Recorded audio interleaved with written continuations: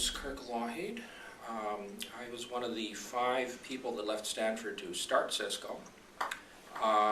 Cisco was founded in December of '84, but things really didn't get going until July of '86. The first few months there were no salaries or anything like that. Frugality was pretty much the name of the game because we had no venture funding at all. It was basically credit cards and savings that was going into the funding things. Well, Cisco was originally founded by Len and Sandy. They wanted to actually, their first idea for the company was to build a clone of a computer system called the DEC System 20. And I remember in the summer of '85, Len was talking to venture capitalists about getting funding, and they politely listened to him and then ignored him. But Len eventually figured out that what became the router software, the iOS software eventually, which had been developed at Stanford by a fellow named Bill Yeager, and which I had taken and was extending and developing at Stanford. Len figured out that that was something that we could use that could be a commercial product. And so in fall of '85, he and I started having conversations about how to extend the software. At the time, he was consulting for HP Labs, and Len would take the prototype pieces of software and hardware over to HP, try them out there, and then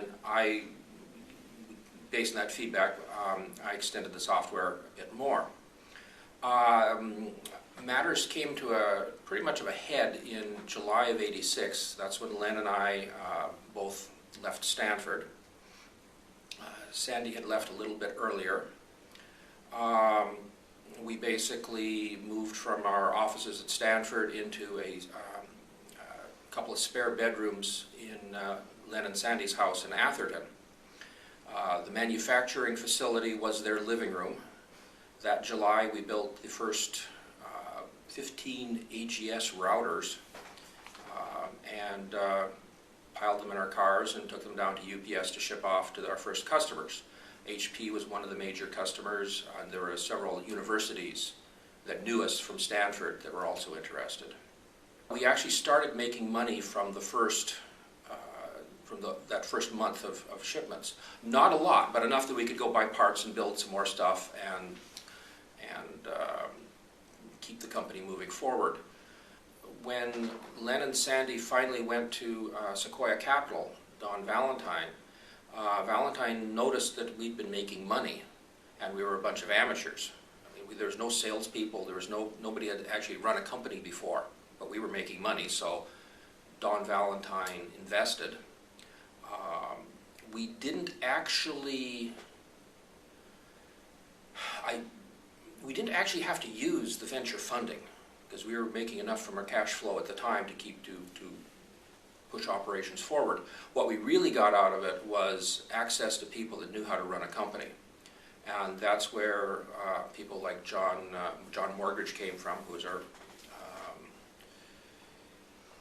John was actually the 3rd CEO. The first one was a fellow named Bill Graves. There was an interim fellow named Chuck Sutcliffe.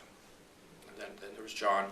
We got just a tremendous VP of sales named Terry Egger, who really put us on the map as far as customers are concerned. He knew which of the Fortune 500 would be willing to buy this new technology and who had the problems that we could solve. There were lots of things to learn. I remember Terry Egger, when he first went to visit the finance district in New York, came back and said, well, I sold him a bunch of routers, and I said that these routers could do this particular thing. And I looked at him in horror and said, Terry, it doesn't work that way. And then about the next day, I finally figured out, okay, Terry, I think I know how I can make it work. And we were able to update the software for the finance people so that they could do their trading. And that was our first penetration into the finance market. Basically working close enough with the customers, understanding what they want, and then being able to to deliver it. There was also the very much aware that if you didn't do something that the customers wanted to buy, that we may not make the payroll, in the next couple of months. So that really focused our attentions. But it was a lot of fun working with customers, working with them directly. This was a greenfield market space. Routers and internet working was brand new technology. So things were small, there wasn't a lot of scale, things were being invented for the first time. And so we could, with talking to the customers, we could invent new things based on what they had asked for, and just send out new releases of software at a very, very rapid rate. I continue to work with at Cisco because I really like the people. There are a lot of smart, bright people at Cisco, and there's a real leverage working at Cisco, because the things that you do at Cisco can affect the lives of so many other people.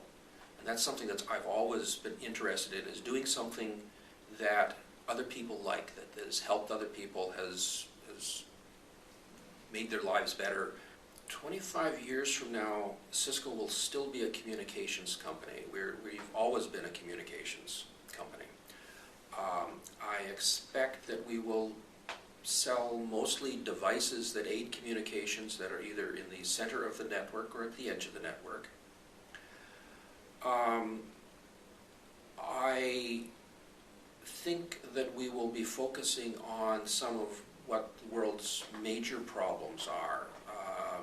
Two of them are energy and environment.